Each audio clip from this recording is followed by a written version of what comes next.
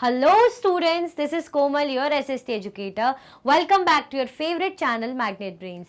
Magnet Brains आपको provide कराता है हाई क्वालिटी एजुकेशन, वो भी फ्री ऑफ कॉस्ट, किंडरगार्टन से लेके क्लास 12 तक की सीबीएसई बोर्ड के कोर्सेज के साथ साथ आपको अदर स्टेट बोर्ड के भी कोर्सेज अवेलेबल है इन हिंदी मीडियम, जैसे कि UP board, Bihar board, Delhi board के कोर्सेज प्रॉपर सिस्टमैटिक वे में। कोई दिक्कत परेशानी आपको नहीं होगी। डेली प्रैक्टिस सेट्स के क्वेश्चंस भी मिलेंगे, प्रैक्टिस भी करते जाइएगा। ई बुक्स और ई नोट्स की लिंक आपको डिस्क्रिप्शन बॉक्स में अवेलेबल है, तो वही भटकने की बात नहीं बनती है। आज अ क्लोजर लुक। हमने लास्ट क्लास में एंड में मैंने आपको कहा था, अगर आपको याद होगा तो, कि दो एग्जाम्पल से हम ये समझने वाले कि कैसे जो स्टेट जब इमर्ज हो रहे थे तो ये जो ट्राइबल सोसाइटी है इनमें कैसे चेंज हो रहा था, मतलब इनकी सोशल लाइफ में कैसे चेंजेस आ रहे थे। तो दो एग्जाम्पल से हम समझेंगे। तो उसी एग्जाम्पल को लेके कह रहे हैं अ क्लोजर लुक। अब उसको अच्छे से पास से क्लोज होके, क्लोजर लुक अच्छे से पास से नजदीकी से समझेंगे। क्लियर? समझने को तैयार हो? अगर तैयार हो तो पहले तो फटाफट से क्या कर दो, लाइक का बटन दबा दो और शेयर कर दो, फिर हम समझेंगे बहुत ही बेहतरीन तरीके से, बहुत ही अच्छे से। तो क्या कर दो भाई, लाइक कर दो और शेयर कर दो। लाइक का बटन दबा दो और शेयर का बटन दबा दो, फटाफट से शेयर की लिंक शेयर कर दो बेसिकली। क्लियर? देखिए, चलो। द गोंड्स, किसके बारे में पढ़ेंगे? गोंड्स के बारे में। The Gonds lived in a vast forested region called Gondwana or country inhabited by Gonds. They practiced shifting cultivation. जो Gonds है वो किस में रहते थे? Vast forest region. अच्छा, ऐसे एरियाज में रहते थे जहाँ पे अच्छा फॉरेस्टेड एरिया, मतलब खूब वेजिटेशन है, घने घने जंगल है, ऐसी जगहों पे रहते थे, जिसको क्या बोलते थे? जिस जगह को गोंडवाना। क्या बोलते थे? गोंडवाना। और कंट्री इनहेबिटेड बाय गोंड्स, ऐसी कंट्री जिसमें गोंड्स रहते हैं। गोंड्स अपना घर, उनका बेसिकली उनका घर है, ठीक है। तो इस लैंड को क्या बोलते हैं? गोंडवाना, जिसमें गोंड्स ट्राइब बेसिकली रहती है। और कैसे एरिया में रहते थे? अच्छे घने जंगलों वाले एरिया में। They practice shifting cultivation. वो क्या करते थे भाई? शिफ्टिंग कल्टिवेशन करते थे। क्या किसी को पता है कि क्या है शिफ्टिंग कल्टिवेशन? किसी को कोई आइडिया इस टर्म का, शिफ्टिंग कल्टिवेशन का कोई आइडिया? शिफ्टिंग कल्टीवेशन नीचे दिया है, इसको रीड करेंगे, मैं बता देती हूँ। इसमें क्या होता है, जैसे अच्छा फॉरेस्टेड एरिया लिया जाता है, मतलब ऐसा एरिया जहाँ पे अच्छी वेजिटेशन हो, खूब सारे पेड़ पौधे लगे हो, अच्छे घने घने, और जल्दी उग भी जाते हो, बारिश भी बढ़िया होती हो। अब ऐसे एरिया में क्या करते हैं भाई? पहले तो जो है पेड़ों को हटाया जाता है, छोटा सा एरिया लेंगे, जैसे फॉरेस्ट एरिया तो बड़ा रहेगा, उसमें से छोटा लैंड लेंगे, स्मॉल पैच ऑफ लैंड लिया जाएगा, पेड़ों को काट दिया जाएगा, जो वेजिटेशन है वहां पे घास जो भी लगे सब हटा दिया जाएगा, उनको जला दिया जाएगा। जला के जो उनकी ऐश है, उसी में जो सीड्स हैं, जैसे मुझे कोई भी जो है ना ग्रेन लगाना है, मैंने उसका सीड डाल दिया, अब सीड लग जाएगा और वो ऐश में ऐसे फैला देंगे। फिर क्या होगा भाई? वहां पे जो भी क्रॉप से ग्रो करेंगी, ठीक है, ग्रो करेंगी। इसका शिफ्टिंग से क्या लेना देना? शिफ्टिंग का तो मतलब तो ये होता है हम शिफ्ट कर रहे हैं, अभी यहाँ फिर वहां, तो हाँ ये फर्क है। अब जो क्रॉप लग जाएगी, काट दिया, अब जो मिट्टी है वो कैसी हो जाएगी? इनफर्टाइल। जो लैंड है वो कैसा हो जाएगा? थोड़ा खराब हो जाएगा, इनफर्टाइल हो जाएगा। मतलब अब उसमें दोबारा से आप सोचोगे कि तुरंत बिल्कुल अब नेक्स्ट जो है फसल लगाई जाए, तुरंत भी नहीं, मतलब बाद में, तो नहीं पॉसिबल है। उसको रिकवर होने का टाइम दिया जाता है। तो फिर क्या करेंगे?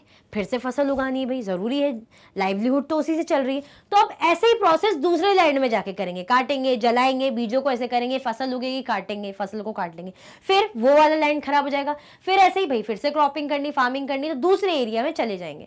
तो इसे बोलते हैं शिफ्टिंग कल्टीवेशन, शिफ्ट करते जाते हैं। नाउ यहां पे समझते हैं और अच्छे से समझ में आ जाएगा। Trees and bushes in a forest area are first cut and burn. जो ट्रीज हैं, जैसे कि मैंने बताया, ट्रीज हो गए, बुशेज हो गई, जो छोटे मोटे घास फूस से लगी रहती है, झाड़ियां जिनको बोलते हैं, ऐसे उनको क्या करा जाएगा? पहले तो काटा जाएगा, काटने के बाद उनको क्या करा जाएगा? जला दिया जाएगा। काट दिया और जला दिया। The crop is sown in the ashes. अब जो क्रॉप उगेगी किसमें उगेगी? राख में। राख मतलब एशेस। अगर कुछ भी चीज जलती तो उसकी राख ही तो होती, वो ऐसे पाउडरी सब्सटेंस जैसा होता है। राख तो देखिए ना, ऐश जैसे हम लकड़ी जलाते हैं या कागज वगैरह जलाते हैं तो ऐसा ब्लैक ब्लैक हो जाता है राख। When this land loses its fertility, अब क्या होगा, ये लैंड क्या करेगा, अपनी फर्टिलिटी को लूज कर देगा। भाई उसमें ऐसे जला दिया गया, वेजिटेशन जला दी, उसके बाद वहाँ पे रैशेज में ही क्रॉप उगाई जा रही, तो लैंड अपनी फर्टिलिटी क्या कर देगा, लूज कर देगा। मतलब जो अच्छी ज़मीन की क्वालिटी वो खराब हो जाएगी बेसिकली, बस ये बात है। Another plot of land is cleared and planted in the same way. फिर क्या होगा, यहाँ का लैंड खराब हुआ, उसकी फर्टिलिटी कहीं खराब हुई, तो आप फिर से तो प्रोसेस करनी, जो दूसरे लैंड में जाएंगे उसको क्लियर करेंगे, प्लांट करेंगे इसी तरीके से। मतलब क्या होगा, सेम प्रोसेस, जो प्रोसेस अभी यहाँ करी ना वही प्रोसेस अब सेकेंड जो दूसरे लैंड में की जाएगी। यहाँ पे मैं खड़ी हूँ फॉर एग्जाम्पल, मैंने यहाँ पे शिफ्टिंग कल्टीवेशन की, मैंने पेड़ और जो बुशेस से काट दिया, जला दिया, और उसी में एशेस में क्रॉप्स लगा दी, उग गई, काट दिया, मतलब फसल काट दी, हार्वेस्ट कर ली। अब लैंड खराब हो गया, मुझे फिर से क्रॉपिंग करनी, मैं जाऊंगी नेक्स्ट लैंड पे, यहाँ पे भी सेम प्रोसेस, फिर यहाँ की मिट्टी भी खराब हो जाएगी, ज़मीन खराब हो जाएगी, फिर मैं जाऊंगी नेक्स्ट लैंड पे। तो ऐसे ही करते करते शिफ्ट हो रहे हैं, इसको बोलते हैं शिफ्टिंग कल्टीवेशन। ये कहाँ होता है, जहाँ अच्छा फॉरेस्टेड एरिया हो। तो हमने देखा ना कि गोंड ट्राइब जो है फॉरेस्टेड एरिया में रहती थी, तो इसलिए शिफ्टिंग कल्टीवेशन इनके लिए बढ़िया भी रहता था, खूब फॉरेस्ट मतलब एरिया इनके पास था। ठीक है, देखा क्या करते थे, shifting cultivation. Okay, the large Gond tribes was further divided into many smaller clans. अब जो लार्ज, जो बड़ी गोंड ट्राइब्स थी, उनको फर्दर डिवाइड किया गया था, किसमें, मेनी स्मॉलर क्लैंस। जो गोंड ट्राइब्स थी उनके भी छोटे छोटे छोटे छोटे क्लैंस में डिवाइड कर दिया था। क्लियर, आया समझ में? जैसे हम बोलते हैं ना बड़ा इंडिया है, इंडिया तो इंडिया के अलग अलग स्टेट्स हैं, सिटीज हैं, ऐसे ही ये कौन है भाई, ये गोंड वुमेन है, उनकी पिक्चर है लगाई गई, देखो इस तरीके से। क्लियर, आगे बढ़े भाई, चल। Each clan had its own राजा और राय।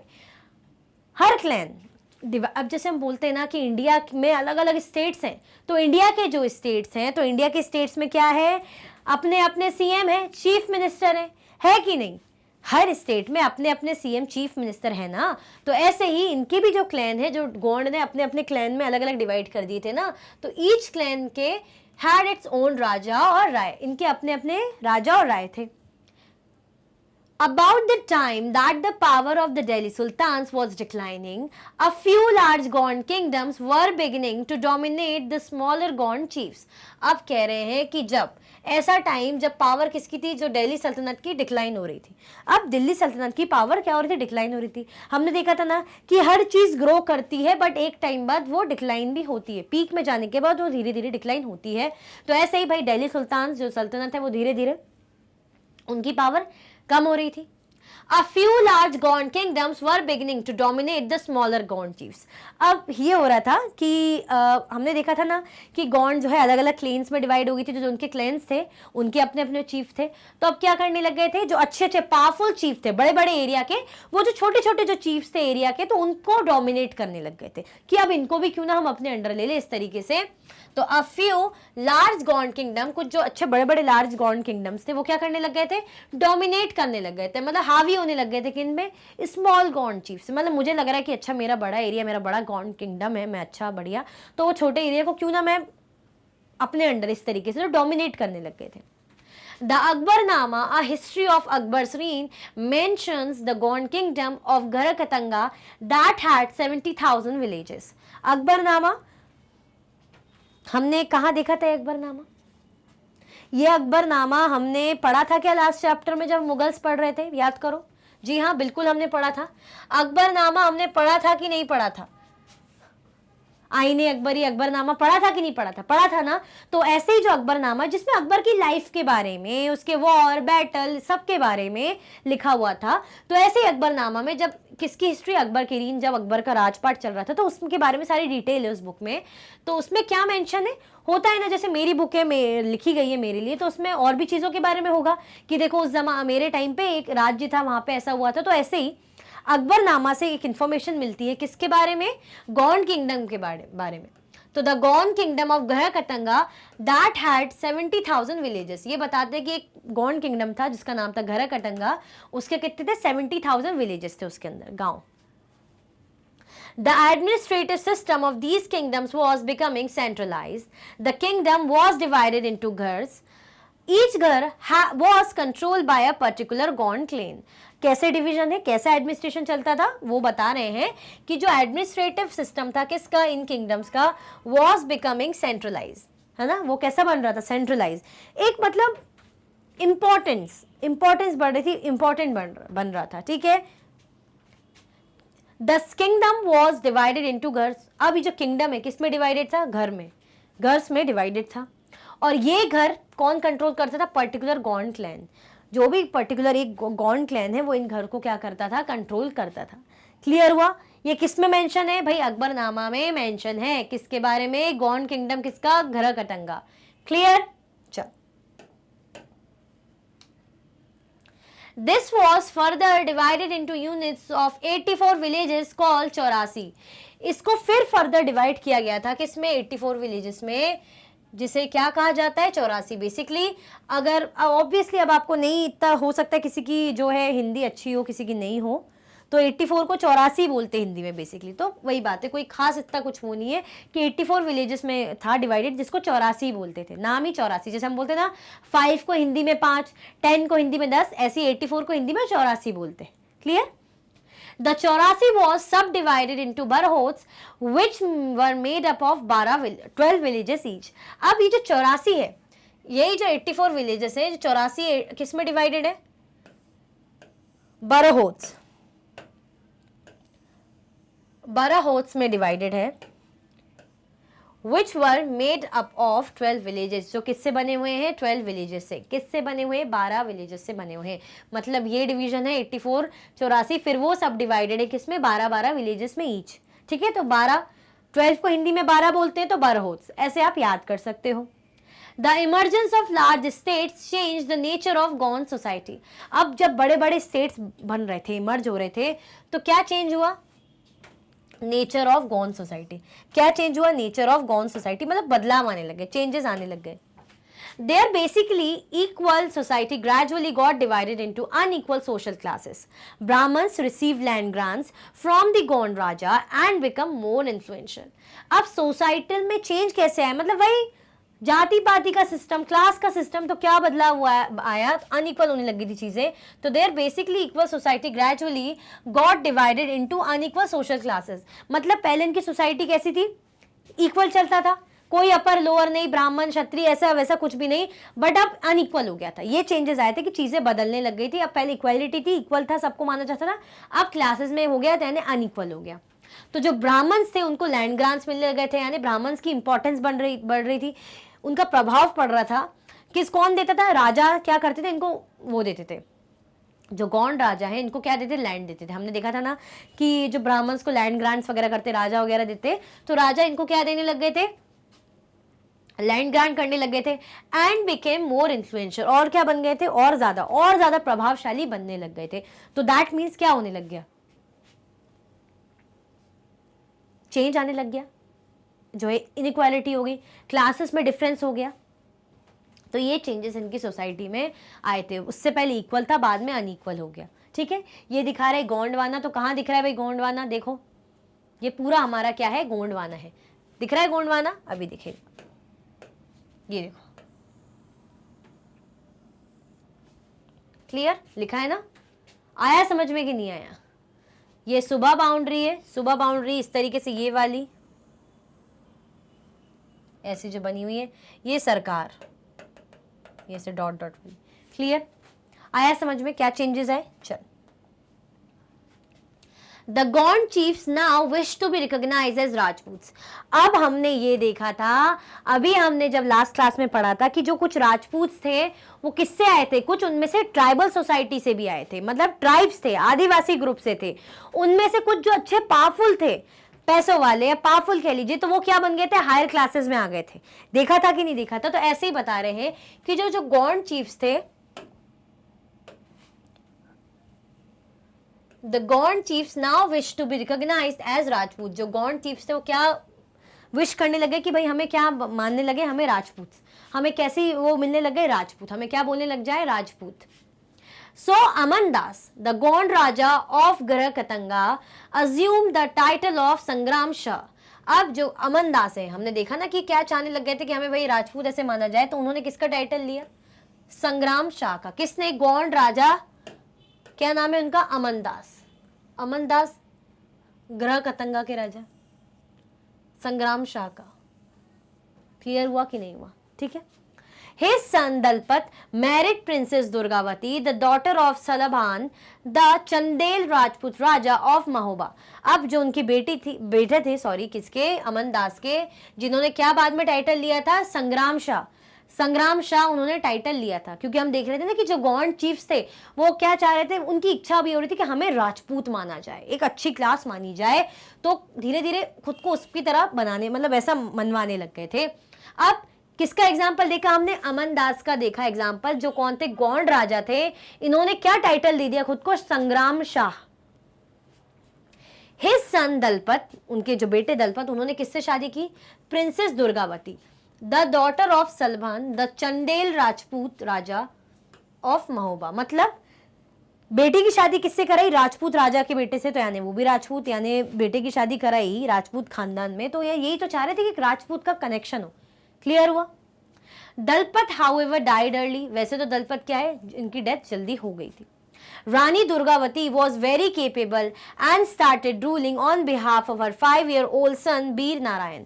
जो रानी दुर्गावती थी, जिनसे शादी करी थी, हमने देखा ना दलपत ने, कैसी थी, बहुत ही केपेबल थी, अच्छी होती ना, कुछ ऐसा नहीं कि राजा ही केपेबल होते हैं, ऐसा कुछ भी नहीं है भाई, हर अपनी अपनी इनबिल्ट क्वालिटीज होती है। अगर हम उसको ये लेके जज करें कि लड़की है तो भाई इंटेलिजेंट नहीं हो सकती, लड़का है तो इंटेलिजेंट होगा, तो ये गलत है। या हम कह रहे हैं लड़का इंटेलिजेंट नहीं हो सकता, लड़की इंटेलिजेंट हो सकता है, इससे क्या लेना देना, अपनी इनबिल्ट क्वालिटीज हैं।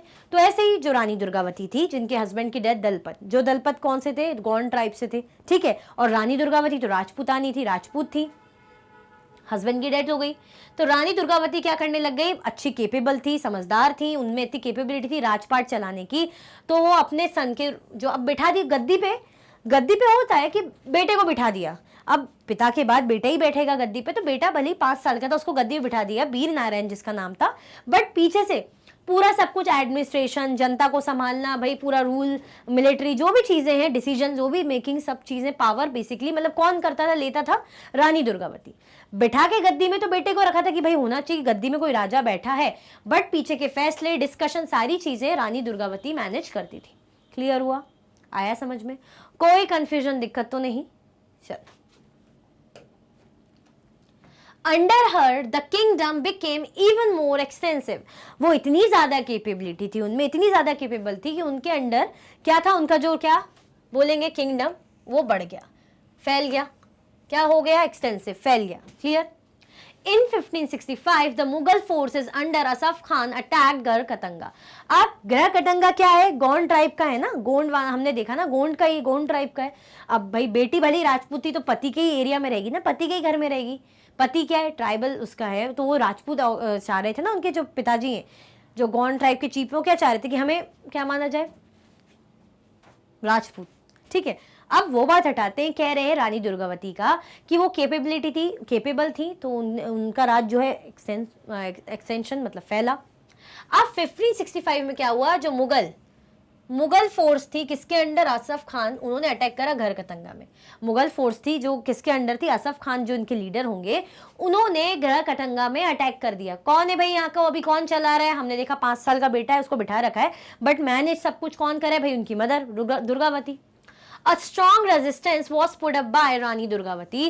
रानी दुर्गावती ने पूरी एड़ी चोटी का दम, पूरी स्ट्रॉन्ग अपनी मेहनत सब लगा दी, क्या करने में, इनको पीछे रखने, मतलब इनकी ताकत को काम में ना, इनके जो इरादे हैं कि अटैक करना है, जीतना है, उनको पूरा नाकामयाब करने की पूरी कोशिश करी, मतलब वॉर वगैरह लड़ा। She was defeated and preferred to die rather than surrender. Her son too died fighting soon after. अब वो लड़ती रही, चाहे तो औरत है भाई, हार मान सकती थी, डर सकती थी, छुप सकती थी, बट नहीं, उन्होंने इनकी पावर के सामने सर नहीं झुकाया, वो लड़ती रही, उन्होंने she was defeated and prefer to die rather than surrender. वो मरना चाह रही थी, लड़ती रही, फिर हार गई, ज्यादा लड़ नहीं पाई भाई, मुगल पावर के आगे क्या ही, फिर भी उन्होंने कोशिश करी और वो लड़ती रही। अब ये बोलते हैं ना कि सरेंडर कर दो भाई, अंदर फिर जेल में डाल देंगे, जो भी है सरेंडर कर दो, मारेंगे नहीं, बट उन्होंने बोला होगा कि नहीं, मुझे सरेंडर नहीं करना, भले ही तुम मार दो, मैं आपकी जो है आधीनता स्वीकार नहीं करूंगी। मैं बोलूंगी अगर कि मेरे बिल्कुल पैरों पे देख के बात करो, नीचे सर टिका के बात करो, बिल्कुल आंखें ऊंची करके बात नहीं करना, जो मैं बोलूंगी वैसा मानना है, तो आप बोलोगे, जस्ट मैं बता रही हूँ कि नहीं, झुकेंगे नहीं, भले ही सर कटा लेंगे। तो वही वो कह रही कि नहीं, सरेंडर तो मैं नहीं करूंगी, भले आप मुझे मार डालो। तो मार दिया गया। फिर उनके बाद उनके सन की भी डेथ हो गई, बेटे की भी डेथ हो गई। भाई फाइटिंग सून आफ्टर, मतलब वो भी युद्ध कर रहे होंगे, तो उनकी बेटे की भी डेथ हो गई। मुगल साम्राज्य के सामने या मुगल्स के सामने कौन ही टिक पाता है। क्लियर आया समझ में? क्लियर। ये इस तरीके का देखो इंफॉर्मेशन है, इंस्क्रिप्शन इस टाइप का। चल, ग्रह कतंगा वॉज रिच स्टेट। ग्रह कतंगा वो क्या था? ग्रह कतंगा एक अच्छा रिच स्टेट था। भाई रिच ही होगा, अच्छा ही होगा, ऑब्वियसली अच्छा होगा, तभी तो मुगल्स अटैक करने आए। और अच्छा होगा तभी तो भाई जो लीडर, जो हमने देखा था सबसे पहले जो अमन दास थे, वो क्या चाह रहे थे? खुद को रिकॉग्नाइज कराना, ऐसे अज्यूम कि मैं राजपूत हूँ। संग्राम शाह का टाइटल दिया। हमने देखा था ऐसा कौन करता था? जो अच्छे रिच स्टेट रहते थे ट्राइब्स के, तो गोंड के थे, अच्छे ही होंगे तभी तो। It earned much wealth by trapping and exporting wild elephants to other kingdoms. इनकी तनख्वाह, इनकम या वेल्थ कह लीजिए, इनकम तनख्वाह भी नहीं बोलेंगे, इनकी जो संपत्ति है, कमाई है बेसिकली, तो इट अर्न, भाई इतनी वेल्थ इनकी हो जाती थी by trapping and exporting wild elephants to the kingdom. पकड़ते होंगे जंगली हाथियों को और उनको एक्सपोर्ट करते होंगे किनको? अदर किंगडम्स को। जैसे हमारे एरिया में खूब सारे भाई जंगली हाथी, मैंने उनको पकड़वाया, हम लोगों ने उनको बेच दिया, क्योंकि भाई फाइट वगैरह में चीज़ों की ज़रूरत पड़ती है, एलिफेंट्स की, जानवरों की, हॉर्स एलिफेंट्स की ज़रूरत पड़ती थी, तो एलिफेंट्स को एक्सपोर्ट करते थे बेसिकली, है ना, कि ये लो अदर किंगडम्स में, तो अच्छी खासी कमाई उनकी हो जाती थी, तो पैसा आ रहा है। When the Mughals defeated the Gonds, they captured a huge booty of precious coins and elephants. अब भाई जब मुगल्स ने हरा ही दिया, अब डिफीट कर दिया रानी दुर्गावती को, तो क्या करा? When the Mughals defeated the Gonds, they captured a huge booty of precious coins and elephants. अब उन्हें खूब सारा पैसा, जो वेल्थ जनरेटेड रही होगी, इकट्ठा होगी, वेल्थ भी मिल गई होगी, खूब सारे एलिफेंट्स भी मिल गए होंगे, तो फायदा। अब आप किसी को हरा दो, तो अब आप उसके एरिया में जाओगे तो आप देखोगे ना, अच्छा इसके पास इतना पैसा था, अच्छा इसके पास ये था, तो सब आपका हो जाएगा, आप हथिया लोगे। They annexed part of the kingdom and granted the rest to Chandra Shah, an uncle of बीर नारायण। उन्होंने क्या करा? जो पार्ट है किंगडम का, हिस्से को, कुछ हिस्से को, पार्ट को क्या करा? एनेक्स कर लिया, अपने अंडर ले लिया, and granted the rest to Chandra Shah. और बचा कुचा पार्ट, मतलब कुछ हिस्सा जीतने के बाद, इनको हरा दिया रानी दुर्गावती को, उनको हराने के बाद इन्होंने क्या करा? कुछ पार्ट अपने अंडर ले लिया, और कुछ पार्ट जो इनके अंकल है, किसके? मतलब रानी दुर्गावती के भाई देवर वगैरह, या मतलब जो भी रिलेशन में रहे होंगे, ब्रदर इन लॉ बेसिकली, तो बीर नारायण के अंकल हुए, है ना, बीर नारायण अंकल ही बोलेगा, ताऊ जी, चाचा जी, जो भी बोले, तो उनको आधा पार्ट दे दिया, ठीक है। एन अंकल ऑफ बीर नारायण, किसको दिया? चंद्र शाह। हमने देखा था ना संग्राम शाह, अमन दास ने अपना नाम चेंज कर लिया था संग्राम शाह, तो ऐसे ही उनके ब्रदर हैं चंद्र शाह। उनको जो है मुगल्स ने कहा कि भाई हमने जीत लिया है, तो आधा, मतलब इतना पार्ट हमारा है, इतना पार्ट उनको दे दिया था। Despite the fall of Garha Katanga, the Gond kingdom survived for some time. Garha Katanga मतलब ऑब्वियसली फॉल हुआ क्योंकि मुगल्स ने जीत लिया था, फिर भी कुछ टाइम तक सर्वाइव कर पाया, चलता रहा, काम चल रहा था।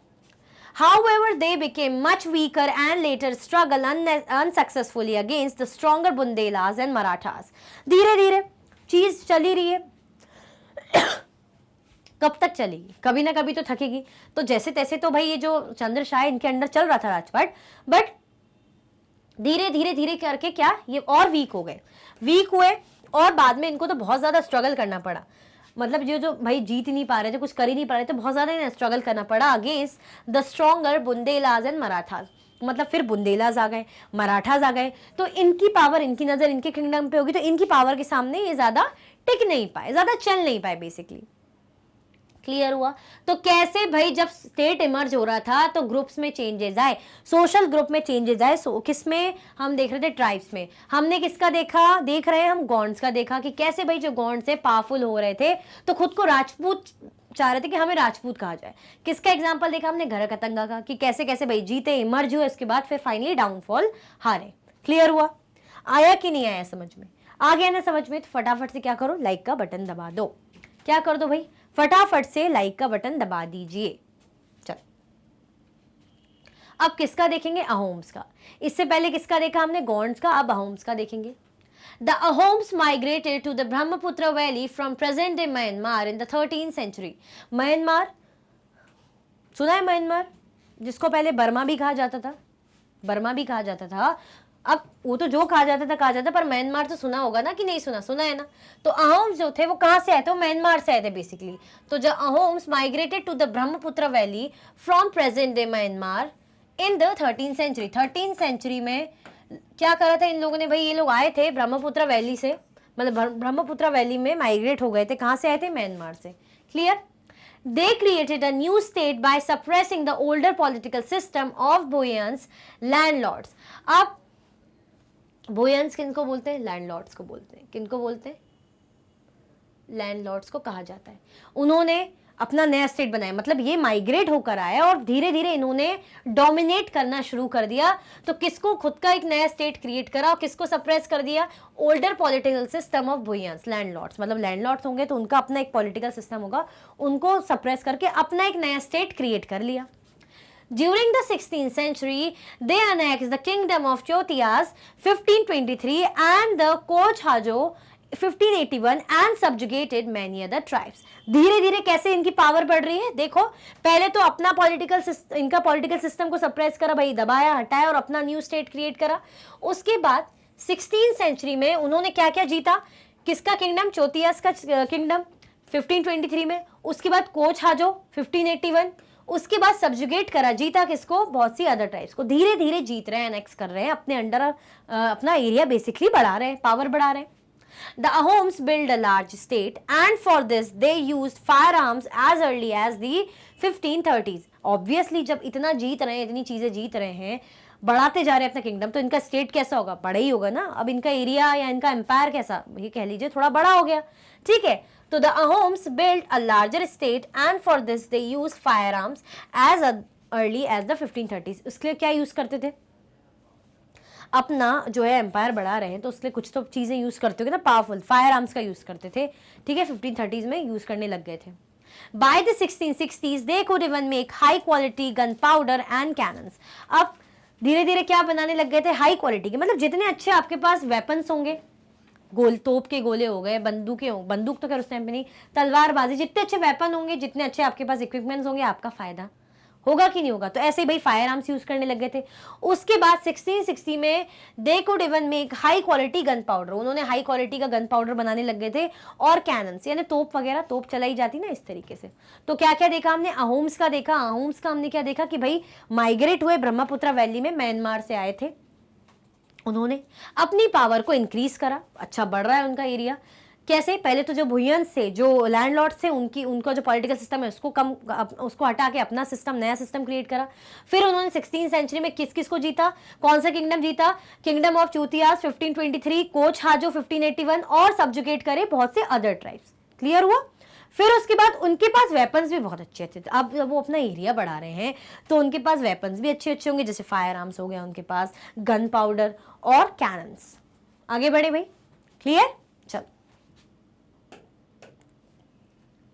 Lachit Borphukan and the defeat of the Mughals in Assam. अब भाई इनके कुछ कारनामे क्लियर हुआ, इसको क्या करेंगे, इसको हम रीड करेंगे। देखें इस तरीके से भाई इनकी इमेज होगी। ठीक है, चल, लचित बरपुकन द अहोम जनरल, कौन थे, अहोम जनरल, अहोम ट्राइब के जनरल होंगे। defeated the army of the Mughal Emperor Aurangzeb in 1671 in the Battle of Saraighat near Guwahati.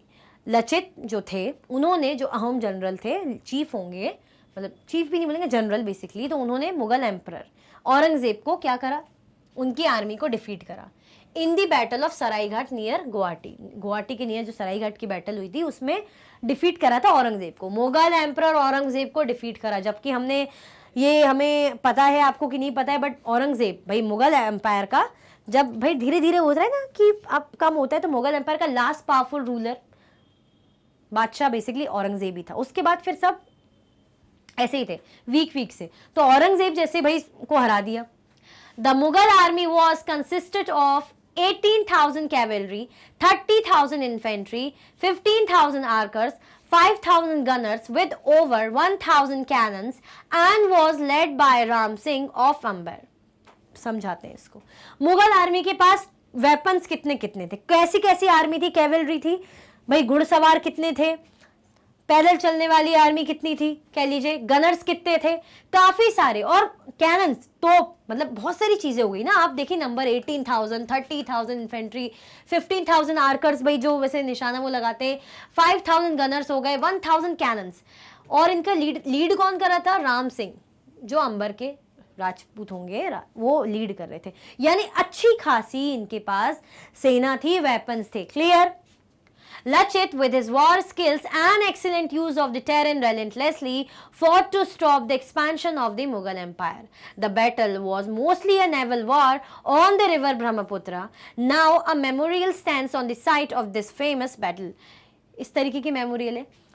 इनके पास स्किल्स बहुत अच्छी थी। ये देख रहे हैं आप कितनी वैरायटी की आर्मी है, मतलब कितनी वैरायटी के लोग हैं। ऐसा नहीं कि एक ही टाइप की आर्मी की बस कैवलरी मैन है बस, या तलवार लेके चल रहे हैं।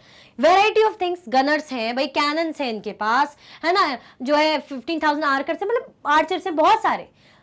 इन्होंने कैसे हराया लचित ने? Lachit with his war skills, भाई उनके पास स्किल्स बहुत अच्छी थी, है ना। देखो हम बोलते हैं ना कि स्कूल जो जा रहा है उसमें से स्कूल के साथ कोई कोचिंग भी जा रहा है, स्कूल के साथ साथ कोई कोचिंग भी जा रहा है, ऑनलाइन भी पढ़ रहा है, उसके मार्क्स बिल्कुल कम हो सकते हैं उस बच्चे से जो सिर्फ स्कूल जाके पढ़ाई कर रहा है, जिसके पास फ़ोन भी नहीं, ऑनलाइन कोई खास फैसिलिटी भी नहीं है। क्यों? एक इनबिल्ट स्किल होती है, टैलेंट होता है, इंटेलिजेंस होती है, चीज़ों को समझने की, उसको कोप अप करने की अपनी कैपेबिलिटी होती है कि नहीं होती, है ना। तो वही वाली बात है।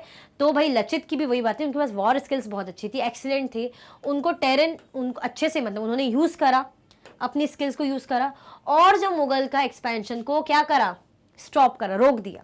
The battle was mostly a naval war on the river Brahmaputra. Battle कैसी रही? नावल वॉर जैसी रही। नेवल वॉर मतलब नेवी, जो किस में रहती? नेवी, भाई नेवी यानी पानी, समुद्र में ही रहना है उनको हमेशा, उनकी जॉब समुद्र में ही रहती, पानी में ही रहती। तो ऐसे ही नेवल वॉर मतलब जो रिवर में हुई, रिवर ब्रह्मपुत्र, क्योंकि हमने देखा था ब्रह्मपुत्र वैली में तो अहोम जाति सेट हो गई थी, वहीं पर ही सेटल हो गई थी ना, तो वहीं पर ही पड़ा, तो वहीं पर ही जो ब्रह्मपुत्र रिवर है वहां पे उनकी बैटल चली, तो नावल वॉर हो गई, जैसे कि कोई नेवी की वॉर होती है ना, इस तरीके से। Now a memorial stand on the site of this famous battle. इस फेमस बैटल की मेमोरियल यहाँ पे सेट है। इसको हम क्यों पढ़ रहे हैं? इससे हमें क्या समझ में आ रहा है? हमें समझ में आ रहा है कि अहोम्स ट्राइब भी बहुत ज्यादा अच्छी खासी पावरफुल थी, तभी वो एक्सपैंड करती जा रही थी, एनेक्स करती जा रही थी, एक्सटेंड करती जा रही थी, एक्सटेंशन हो रहा था उनकी फोर्स का, उनके एरिया का। आया समझ में? कोई कंफ्यूजन, दिक्कत तो नहीं भैया?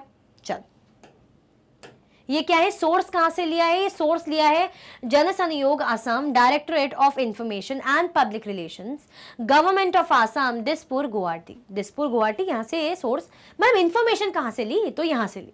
क्लियर? चल। However, the Ahoms faced many invasions from the southwest. In 1662, the Mughals under Mir Jumla attacked the Ahom kingdom. Despite their brave defense, the Ahoms were defeated. But direct Mughal control over the region could not last long. The Ahom stayed dependent upon force level. अब क्या क्या बता रहे हैं? पहले तो ये देख लो, tribes of eastern India. Tribes of eastern India, ये पूरी ईस्टर्न इंडिया की। ईस्टर्न इंडिया कहाँ होगा? ईस्टर्न इंडिया ऑब्वियसली इस साइड होगा ना। ये हमारा प्यारा प्यारा भारत है, ये हमारा इंडिया है, जो मैं ऐसी बना पाती हूँ।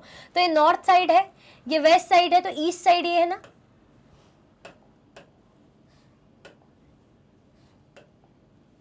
ये ईस्ट है, दिख रहा है? चलो इसको रेड कलर से कर लेती हूँ। ये क्या है? ईस्ट साइड है। तो यही इसी साइड के सारे जो हैं बता रहे हैं, यहाँ की जो ट्राइब्स है सारी इस साइड की ट्राइब्स हैं। तो ये इंडिया का ईस्टर्न पार्ट है ना, ये वाला, ये जो ये वाली डिजाइन रहती है इंडिया की, इस तरफ वाली, ऐसे ऐसे वाली, मेरे से तो नहीं बनेगा, इस तरफ वाली आप समझ जाओ। तो ये वाली जो डिजाइन दिख रही है ऐसे ऐसे जो बन रहा है, ये वाली बाउंड्रीज, तो ये सारी क्या है? ये जो है खासीज, गारोज, जैंतियाज, काचरीज, मिरीज, चौतियाज, नागा ट्राइब, ये सब क्या है कोच? ये सब ट्राइब्स है ना। तो ये बता रहे हैं। अब चलो इसमें देखते हैं ये क्या कह रहे हैं। इसको मैंने रीड कर लिया था। हमने देखा कि अहोम्स अच्छा पावरफुल स्टेट, मतलब ट्राइबल ग्रुप था, बढ़िया बढ़िया है। The Ahoms face many invasions from the south west, but south west से इनकी तरफ बहुत ज़्यादा इन्वेजन हो रहा था। इन्वेजन मतलब काफ़ी जो है, जो राजा कह लीजिए, बेसिकली जो रूलर कह लीजिए, या अदर पावरफुल चीफ्स, इन पे अटैक करते रहते थे, मतलब इन्वेजन चलता रहता था, अटैक करते रहते थे। तो भाई कहाँ से मिलता था? साउथ वेस्ट से। साउथ वेस्ट जैसे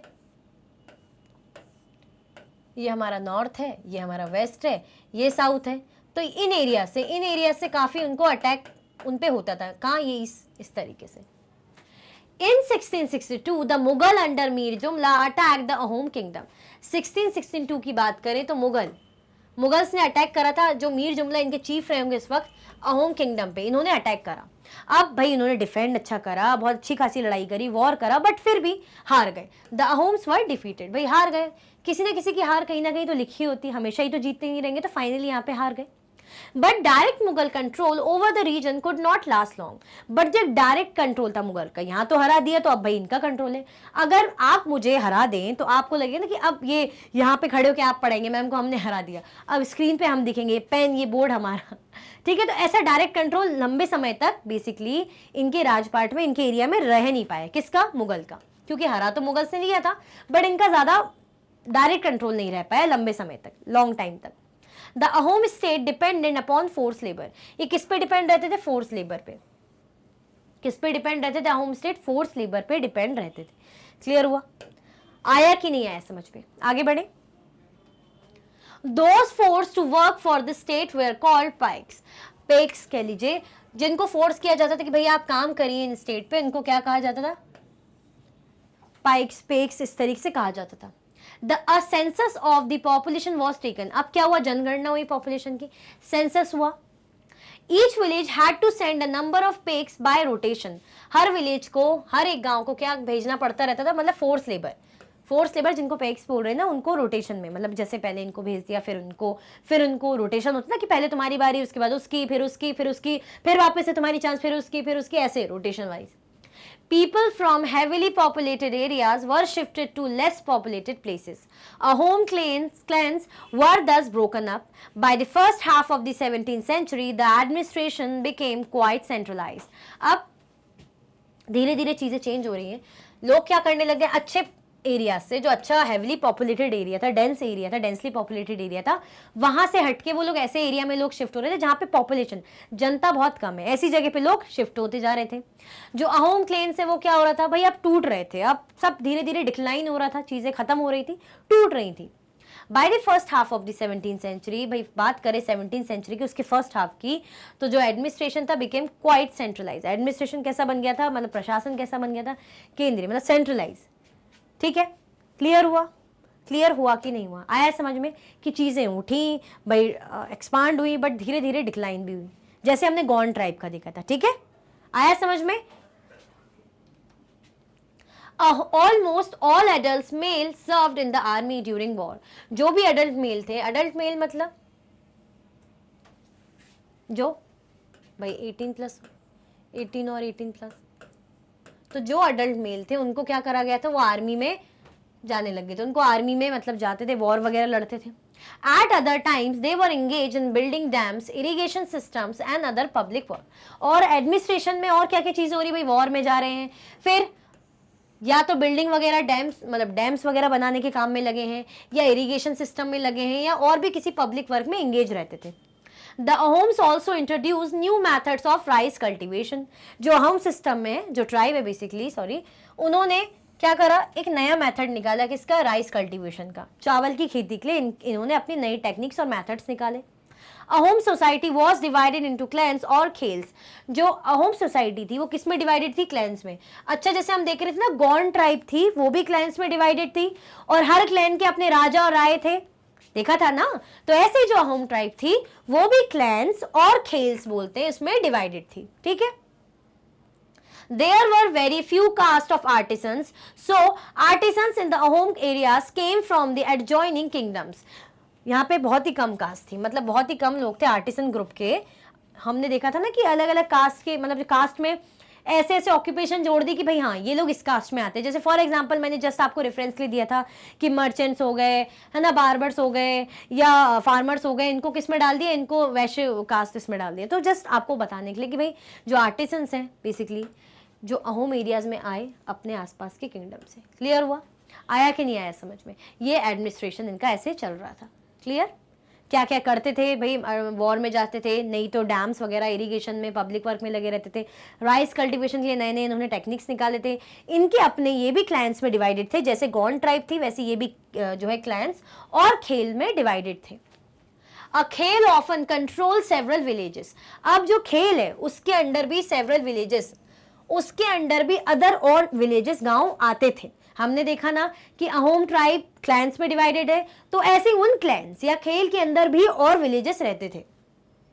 जैसे हम बोलते हैं ना कंट्री है इंडिया, हमारी कंट्री है, इंडिया के अंदर बहुत सारे स्टेट्स हैं, इस स्टेट्स के अंदर भी सिटीज है ना, है कि नहीं? तो ऐसे ही the peasant was given land by his village community. जो पीजेंट है उनको लैंड कौन देता था? Was given land by his village community, village community इनको लैंड देती थी।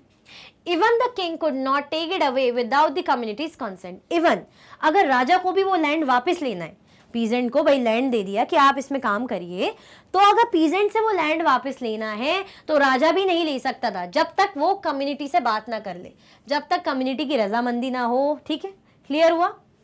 Originally the Ahoms worship their own tribal gods. अब भाई ट्राइबल एरियाज है तो उनके अपने अपने कस्टम, रिचुअल, अपने भगवान, अपने फेस्टिवल्स, गाने, अपनी अपनी चीजें रहती हैं, है ना, अपने रिचुअल्स, अपनी चीजें रहती हैं।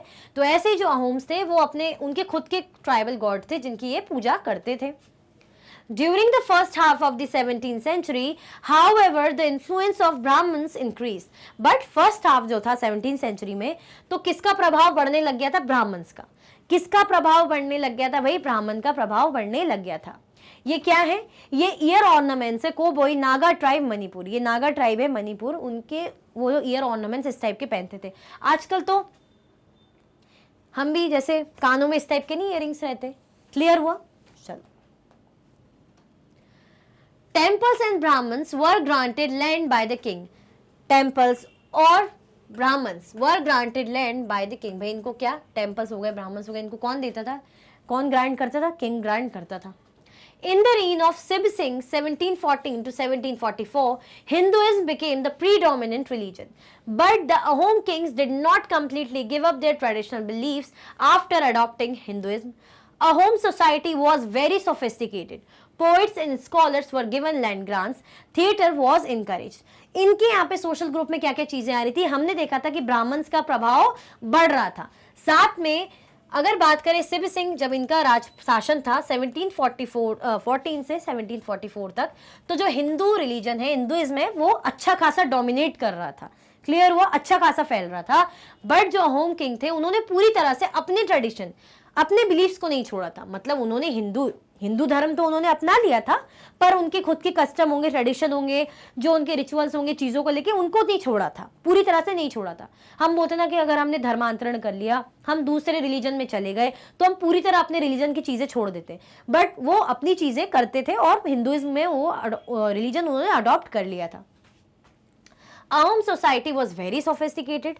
Poets and scholars were given land grants. बहुत ही sophisticated थी, हम बोलते ना बड़े बड़े sophisticated इंसान है, ऐसे ही थे भैया, बढ़िया से। ठीक है, उनको लैंड ग्रांट्स मिलते थे। किनको? पोएट्स और स्कॉलर्स को लैंड ग्रांट्स दिए जाते थे। लैंड ग्रांट क्या होता है हमने पढ़ा था कब? जब हम किसका पढ़ रहे थे? हम पढ़ रहे थे चोल एम्पायर वाला सेकंड चैप्टर जब हम पढ़ रहे थे, तो हमने देखा लैंड ग्रांट्स होते हैं भाई, जो है भूमि को, लैंड को दान में दिया जाता है, राजा वगैरह देते हैं, या अच्छे रिच लैंडलॉर्ड्स या जमींदार देते हैं। थिएटर वॉज इनकरेज, भाई थिएटर वगैरह भी इनकरेज हुए, मतलब बनने लगे। थिएटर, ड्रामा, नाटक, ये भी इनकरेज, इनको भी बढ़ावा दिया गया। क्लियर हुआ? आया समझ में? क्या हो रहा है? Social changes. ठीक है, पहले ट्राइबल ग्रुप था, उसके बाद कैसे भाई इन्फ्लुएंस बढ़ा ब्राह्मण्स का, फिर हिंदुइज्म में कन्वर्ट हुए, तो इसका बता रहे। आया कि नहीं आया समझ में? क्लियर? पहले हमने गौंड का देखा, उसके बाद अभी हम अहोम का। ठीक है। Important works of Sanskrit were translated into the local language. जो भी काम किए गए थे किसमें? संस्कृत लैंग्वेज में, उनको किसमें ट्रांसलेट किया गया? लोकल लैंग्वेजेस में। अब समझ में आया, ऐसी लैंग्वेज में ट्रांसलेट किया भाई। Historical chronicles known as Buranjis were also written first in the Ahom language and then in Assamese. पहले जो एक हिस्टोरिकल क्रॉनिकल था भाई, पुरानी जो कहानी इस तरीके की, उसको क्या बोला जाता है? बुरंजीस। क्या कहा जाता है? उसको कहा जाता है Buranjis. Were also written first in Ahom language, मतलब पहले वो अहोम लैंग्वेज में लिखी गई, उसके बाद उसको आसामीज में वो जो है कन्वर्ट या ट्रांसलेट किया गया। हमने देखा ना कि संस्कृत जो लैंग्वेज थी उनको ट्रांसलेट किया जाता था लोकल लैंग्वेजेस में, है ना, तो लोकल लैंग्वेज जैसे आसामीज होगी तो उनको उसमें ट्रांसलेट किया गया। अब भाई लोकल लैंग्वेज जब तक समझ में ही नहीं आएगा तो क्या फ़ायदा, तो भाई ट्रांसलेट करने की ज़रूरत है, ठीक है ना। अगर मैं अपनी लैंग्वेज में समझाऊँ, आपको हिंदी में ना समझाऊं तो आपको क्या ही समझ में आएगा, तो मैं खड़े खड़े बस बोलती रहूंगी और आप बस देखोगे और बोलोगे नहीं नहीं समझ में तो कुछ आ नहीं रहा है, छोड़ो। तो हम ऐसी लैंग्वेज में समझ रहे हैं ना, बात कर रहे हैं, मैं आपको समझा पा रही हूँ, आप समझ पा रहे हैं। क्लियर, आया कि नहीं आया समझ में? ठीक है, तो भाई इसी के साथ हमारा ये जो टॉपिक है क्लोजर लुक, किसके बारे में देखा हमने? गॉन ट्राइब के बारे में देखा, अहोम ट्राइब के बारे में देखा। दोनों ही बढ़िया ही बड़ी सी पावरफुल ट्राइब थी, ठीक है, पावरफुल ट्राइब थी, बट धीरे धीरे डिक्लाइन भी हुई, ये भी हमें समझ में आया। और साथ में हमने सोशल चेंजेस देखे, कैसे कास्ट बेस्ड, जैसे हमने गोंड का देखा कि जब ये लोग पावरफुल थे तो क्या चाह रहे थे, राजपूत की तरह में रिकॉग्नाइज किया जाए कि नहीं किया जाए, तो ऐसा ही चाह रहे थे। देन हमने अहोम्स में चेंजेस देखे कि वो आए कहीं और से थे, म्यांमार से जो है माइग्रेट हुए थे, बट उन्होंने अपना जो है धीरे धीरे एक्सटेंड करा, पावर एक्सटेंड करी, बट डिक्लाइन भी हुई। एडमिनिस्ट्रेशन पर्पज से देखे तो बहुत से चेंजेस हुए, जैसे ब्राह्मण्स का प्रभाव पड़ा, है ना। क्लियर, आया कि नहीं आया समझ में? ठीक है, तो भाई इसी के साथ ये जो टॉपिक है एंड होता है। अब चैप्टर का जो लास्ट टॉपिक है वो हम पढ़ेंगे नेक्स्ट सेशन में, तो रेडी रहिएगा। इसीलिए अगर लाइक नहीं किया अभी तक, सोच रहे होंगे एंड में करेंगे, तो फटाफट से लाइक कर दो और कमेंट करके बता दीजिएगा। इसी के साथ ही वीडियो एंड होती है। अगर आप और भी वीडियो के लेक्चर्स देखना चाहते हैं तो आप मैग्नेट ब्रेन्स के यूट्यूब चैनल, एप्लीकेशन और वेबसाइट पे देख सकते हैं।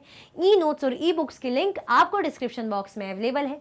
ये हाई क्वालिटी के कोर्सेज हैं, जैसे कि CBSE board, Delhi board, Bihar board, UP board, MP board, Rajasthan board, Vedic maths, crash course, spoken English courses अच्छी क्वालिटी में और 100% फ्री अवेलेबल हैं।